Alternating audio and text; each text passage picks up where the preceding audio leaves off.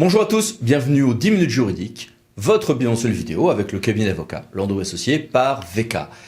Comme tous les 15 jours, des brèves et un grand dossier. Dans quelques minutes, ce dossier sera le premier tour des municipales est-il fragile en droit? Mais tout de suite, 15 brèves pour 15 jours, avec tout d'abord la loi de prorogation et d'adaptation de l'état d'urgence sanitaire qui sera bientôt promulguée, avec une prorogation en juillet de l'état d'urgence sanitaire, un volet responsabilité très débattu et quelques adaptations des règles de l'état d'urgence sanitaire et des débuts de déconfinement.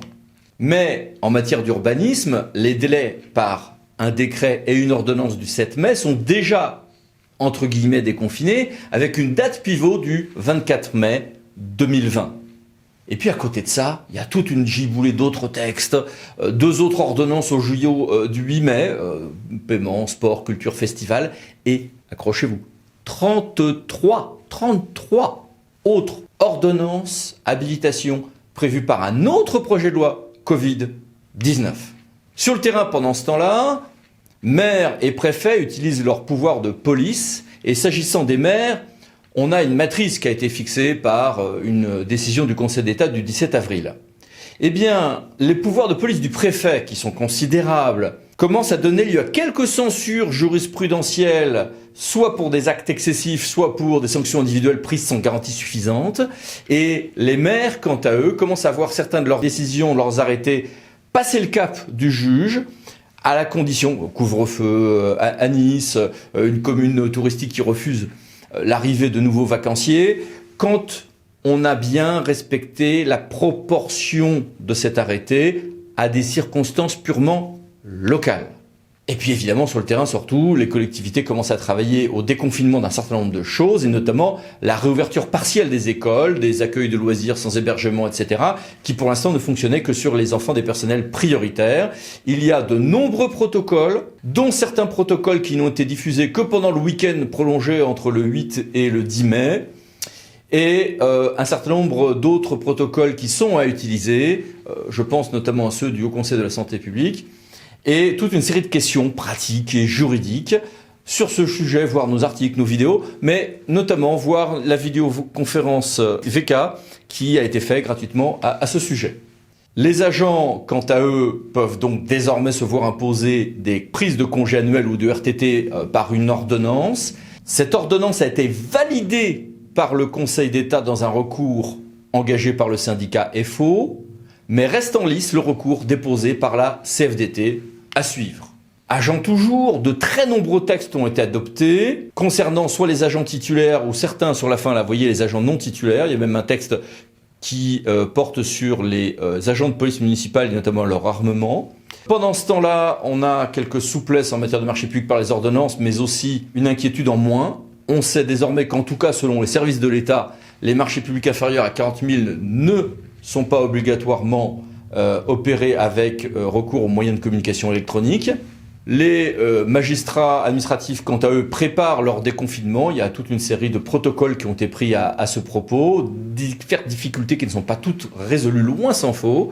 Et pendant ce temps-là, les ressorts territoriaux des CAA bougent comme vous le voyez.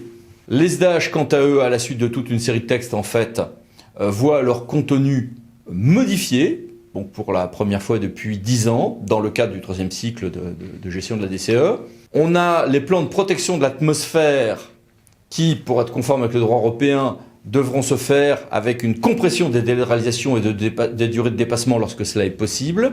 On a, à la fin d'une longue saga juridique, un arrêté sur tout ce qui est consommation d'énergie et de bâtiments tertiaires, notamment dans les bâtiments où s'exerce une activité de service public. Les mairies s'apprêtent à diffuser, les intercommunalités, un grand nombre de masques à leurs agents, mais parfois à la population. Dans quel cadre et surtout à quel usage de fichiers? La CNIL a répondu à cette question. Les communes touristiques s'apprêtent à essayer de relancer leur activité.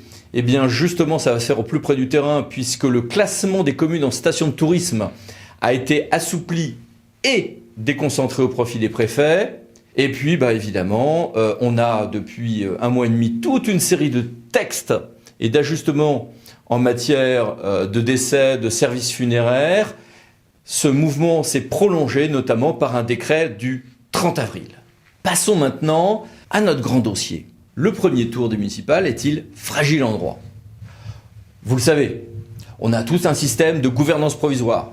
Voici une synthèse de ce système avec quelques complexités assez redoutables, notamment pour les intercommunalités. Et puis, comme vous le savez aussi, on recommencera le second tour, mais aussi le premier tour, si on ne réussit pas à tenir des élections dès juin. Soit on réussit à les faire en juin, et on le saura au plus tard le 27 mai, et auquel cas on ne refait que le second tour, soit on n'y arrive pas, et auquel cas, en septembre-octobre, voire en mars 2021, on referait les 2 tours des municipales pour les communes où le premier tour n'a pas suffi pour recomposer le conseil. On a en réalité, sur ce point, le suivi du mode d'emploi prévu par le Conseil constitutionnel un peu et le Conseil d'État beaucoup. Mais pour les communes où il y a déjà eu une élection complète dès le premier tour, pour ces communes-là, a été annoncée une probable installation avant juin, voire début juin, des conseils municipaux, mais des adaptations seront à venir à ce propos, notamment sur le vote au scrutin secret en ces temps de confinement. Et puis reste un débat. S'il y a une forte baisse de la participation au premier tour, on aura peut-être des censures par le juge électoral, le tribunal administratif, dans telle ou telle commune. Ok. Mais est-ce que des censures plus vastes sont possibles en droit, sur le principe même d'avoir tenu ce premier tour qui était demandé, il faut s'en souvenir, par un très grand nombre d'acteurs?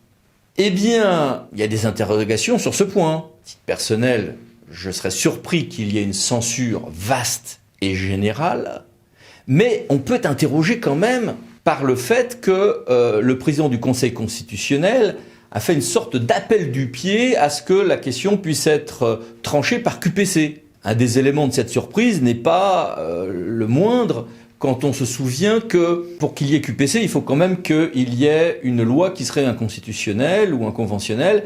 Et là, on ne voit pas tout à fait de quelle loi il peut s'agir, sauf si on trouve une occasion pour que le Conseil constitutionnel glisse une petite phrase. Ce qui pourrait très bien arriver en revanche, c'est que le juge constitutionnel, incidemment, saisit sur autre chose, ou quitte à ce qu'il le dise dans une censure, ou le Conseil d'État dise qu'au-delà d'une baisse de participation de tant de pourcents, il y aurait une sorte de supposition d'insincérité du scrutin. Alors, du coup, sur tous ces sujets, où allons-nous ? Eh bien, nous avons voulu interroger 2 éminents universitaires à ce propos, Monsieur le professeur Didier Mauss et Monsieur le professeur Romain Rambaud. Messieurs les professeurs, bonjour et merci d'être avec nous. Bonjour. Bonjour. Et la première question que je vais vous poser, c'est finalement, va-t-on vers une sorte de standard jurisprudentiel ou une annulation plus radicale est-elle prévisible ? Monsieur le professeur Didier Mauss. Le problème, ce n'est pas l'abstention. Le problème, c'est le contexte qui a entouré l'élection du 15 mars, c'est-à-dire à la fois la propagation de l'épidémie et les déclarations du président de la République et du Premier ministre appelant à rester chez soi et à se confiner par anticipation. Ce sont ces recommandations, c'est ce contexte qui explique l'abstention. Il est absolument anormal que d'une élection municipale à l'autre, entre 2014 et 2020, il y ait eu 20 points de plus d'abstention.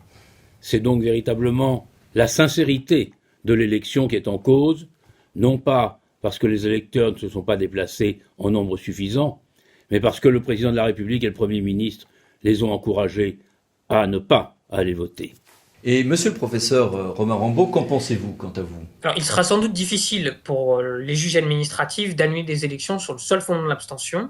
D'abord parce que ce n'est pas le sens de la jurisprudence traditionnelle, et ensuite parce que la loi du 23 mars 2020, dans son article 19.1, dernier alinéa, prévoit que dans tous les cas, les élections régulières qui ont été acquises au 15 mars 2020 ont vocation à le rester. Alors, ceci étant, on ne peut pas exclure qu'au cas par cas, s'il s'avère que l'épidémie de Covid-19 a entraîné une inégalité entre les candidats et que cela est associé à un écart de voix faible, que certains candidats ont par exemple été empêchés de faire une campagne électorale et pas les autres, que certains aient été confinés, on peut imaginer que dans ces cas-là, au cas par cas, cela puisse entraîner une annulation des élections.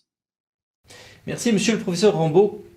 Restons avec vous pour vous interroger cette fois-ci sur la question justement des procédures utilisables pour évoluer sur ce point, au-delà des évidemment contentieux individuels, élection par élection. La question qui va être cruciale ici, c'est celle de la constitutionnalité de l'article 19.1, dernier alinéa, de la loi du 23 mars 2020 qui entérine les résultats des élections municipales. Des QPC ont été formés contre cette disposition d'ores et déjà, notamment par l'association 50 millions d'électeurs. Et la question se pose de savoir si le Conseil constitutionnel va se prononcer sur cette disposition. Alors, donc, cela est possible sur le plan procédural, puisque les QPC peuvent être transmises, mais cela va dépendre d'abord du Conseil d'État, qui pourrait juger que cette disposition n'est pas normative et donc n'est pas vraiment applicable au litige et refuser de la transmettre.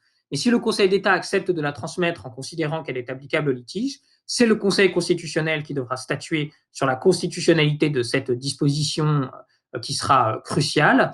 Mais il faut savoir que de jurisprudence constante, en matière électorale, le Conseil constitutionnel exerce un contrôle extrêmement restreint sur la volonté du législateur.